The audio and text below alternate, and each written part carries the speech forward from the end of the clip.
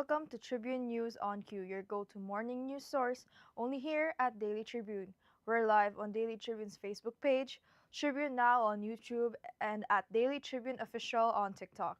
Now for today's headlines.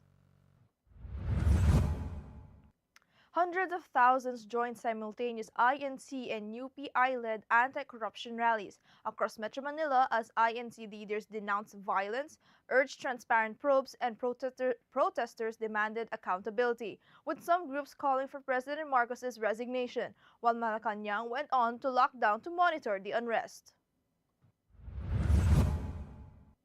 An opposition lawmaker warned that impeachment is the only way to hold President Marcos Jr. accountable for alleged anomalies in multi-billion peso flood control projects, though he doubts the House will act. Announcement niya, Former imbestigahan niya ang fraternity Brad at ang kanyang kaibigan na si Speaker Martin Romualdez kung talagang tutupad siya sa niya pati si Martin Romualdez kung magbibigay ako ng ebidensya. Patunayan niya ngayon ang pronouncement niya, imbestigahan niya ang fraternity Brad at ang kanyang kaibigan na si Speaker Martin Romualdez kung talagang tutupad siya sa niya pati si Martin Romualdez kung magbibigay ako ng ebidensya. House Minority Leader Marcelino Libanan urged 6 regional wage boards to issue new minimum wage orders before the year end to ease rising living costs. He stressed that delays erode workers' purchasing power, noting that timely adjustments are vital for household spending, economic growth, and job creation. The Independent Commission for Infrastructure began inspecting Metro Cebu flood control projects after Typhoon Tino caused widespread devastation. Led by General Rodolfo Azurin Jr., the team visited key river sites in Mandaue, Talisay, Cebu City, Liloan, and Compostela. The Philippine Stock Exchange joined the Global Ring the Bell for Climate campaign on November 11th, highlighting exchange's role in funding sustainable development amid COP30. PSE President Ramon Monzon urged companies to issue green equities and bonds to support renewable energy and low-carbon projects. The Philippine First Lady's Portrait Second Edition was launched at the Malacanang's Glass House, gathering descendants of the nation's first families for an evening of remembrance and reflection. The coffee table book written by Jose Rodriguez with portraits by Lulu Coching Rodriguez honors the legacy of the 13 First Ladies who shaped the nation's social and cultural fabric. The defending champion UP secured a Final Four spot after a 70-65 win over Adamson, led by Raylan Torres' late 5-point surge and strong performances from Francis Noncurua and Jerry Abediano. Adamson, paced by Ray Allen Torres' 23 points, fell 5-7.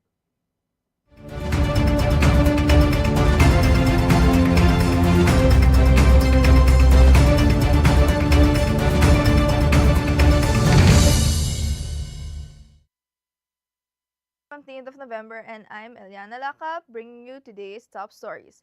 Let's kick things off with today's weather.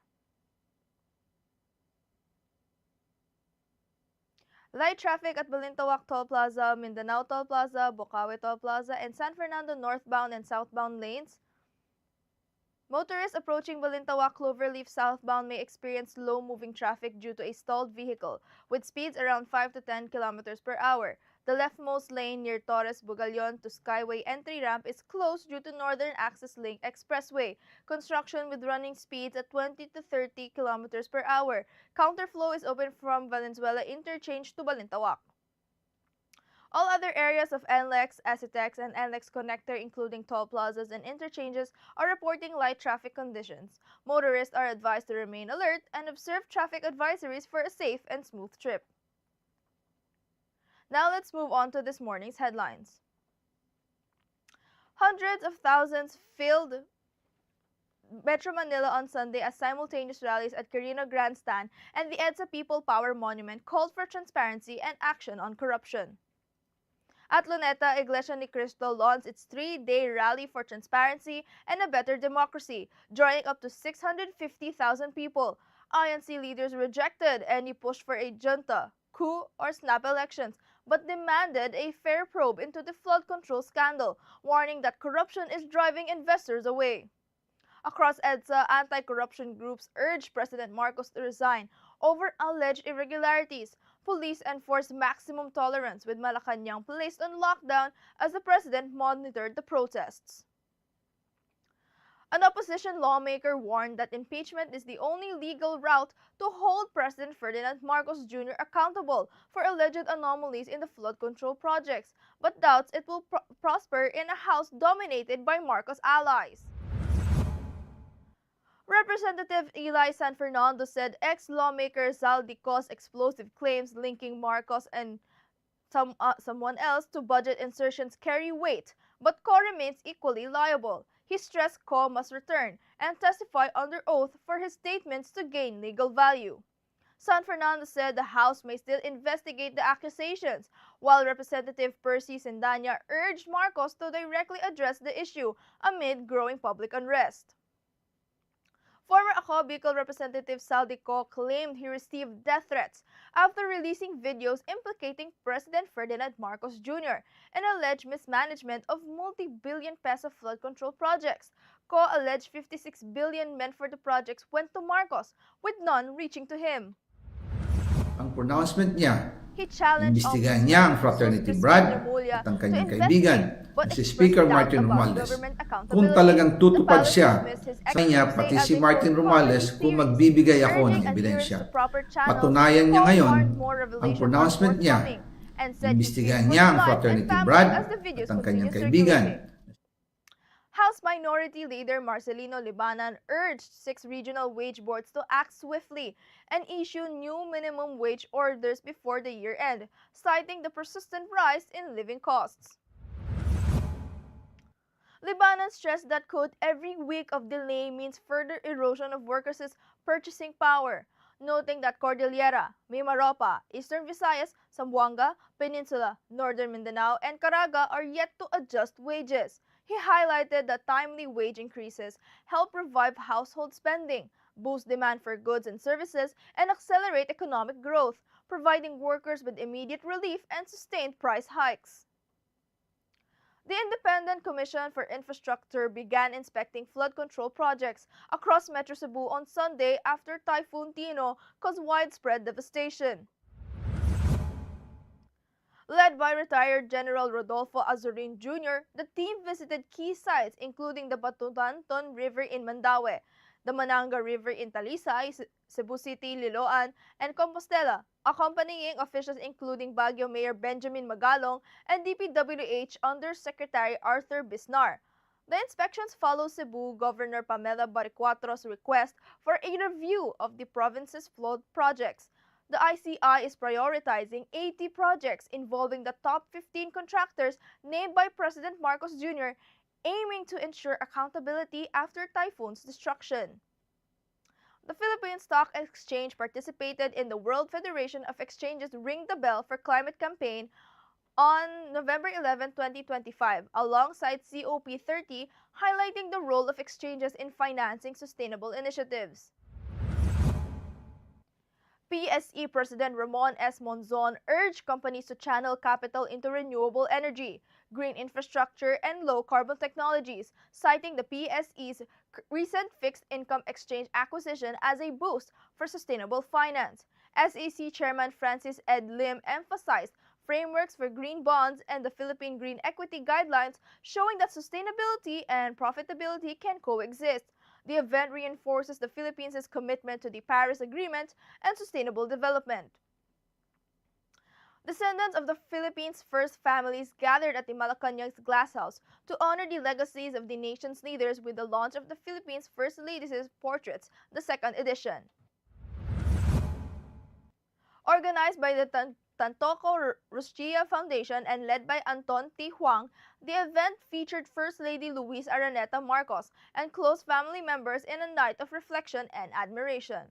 Written by Jose Rodriguez with portraits by Lulu Coching Rodriguez, the coffee table book showcases the dignity, compassion, and civic devotion of the 13 First Ladies, highlighting their contributions to social welfare, culture, and nation building over generations.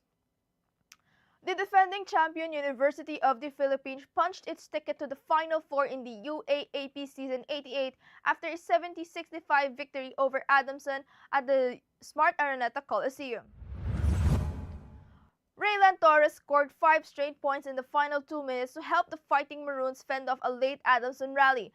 Francis Nonruca added a 16-point, 12-rebound double-double, while Jerry Abadiano contributed 16 points. Meanwhile, FEU stayed alive in the semifinal race after rookie Kirby Moncopa hit the game-winning layup in an 84-83 win over De La Salle University, marking a crucial victory for the Tamaraws. Now a quick look at today's horoscope. Today calls for focus and steady effort, Gemini. Management-related tasks gain momentum, so stay organized as you work toward completing your pending goals.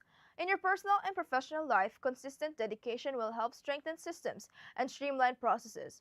Opportunities for easy proposals and collaborations may arise, advancing your projects smoothly. Efforts to gain position and prestige are likely to succeed if you maintain focus and persistence. Business matters are favorable. Economic and commercial activities pick up pace, and your strategic efforts today will set the stage for recognition and future success.